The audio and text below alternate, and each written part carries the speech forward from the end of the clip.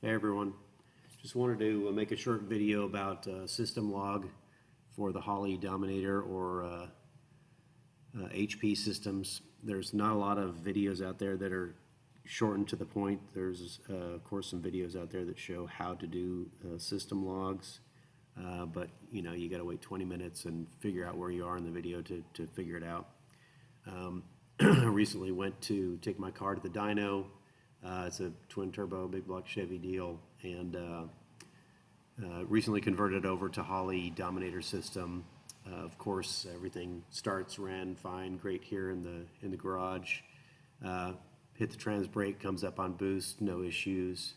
But then go to the dyno and get up about 4,800 RPM, and it starts cutting out, and we can't figure out what the deal is. So, you know, you spend a day on the dyno at X dollars per hour, and it gets expensive really quickly to troubleshoot these things.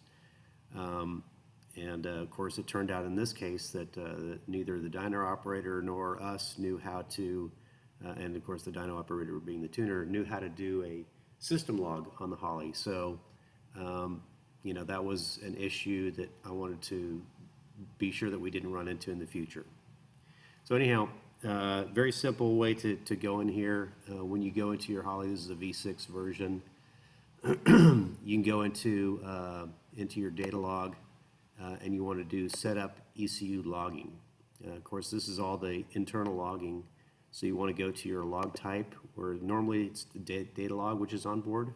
So you just go to system log, and you can either do this by triggered, whether you want it on TPS, or you want it the second you start the car, or whatever it is.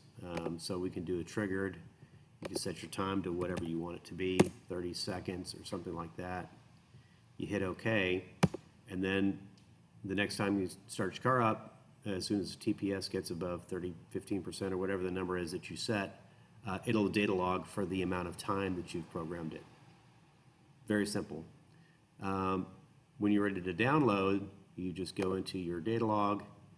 You'll go to, with the ECU turned on, of course, hit download ECU data logs, and you'll go in there, and it'll, like downloading any data log that you have, you'll go to your ECU there, and it'll show DL files and SL files. SL files are system log files, so that you'll want to look for your most recent one if that's what you want to open up. Once you've downloaded that, you can open it up in here and say, okay, I want to open my system log. And so you open your system log.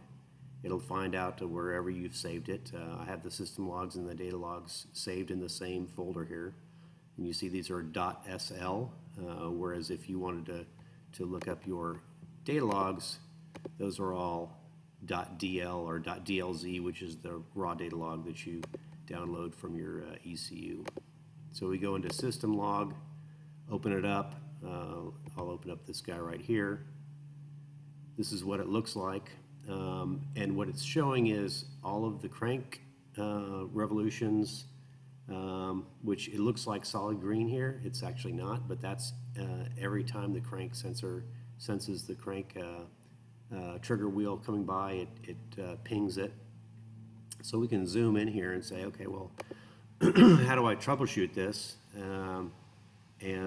We get in here, looks okay, you know, we don't see a whole lot of things that are jumping out at us, but actually we know that as we started getting it up in RPM, which is, you know, if you click here, you can see your RPM, 5,300 RPM.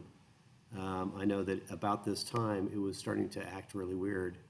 So you can click and drag, and that'll continue to zoom in.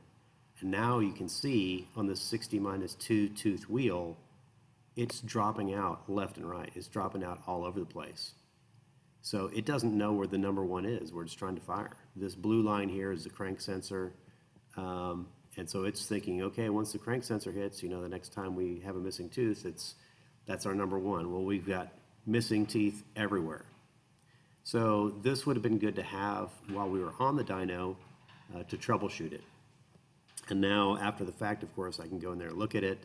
Once I took the car home, I actually tried a 36 minus one tooth wheel And it was better, but still had a few dropouts. And I ended up actually going to the old trusty flying magnet wheel with a cam sensor, and that solved everything in my case. But anyhow, this is it's very simple, easy to do.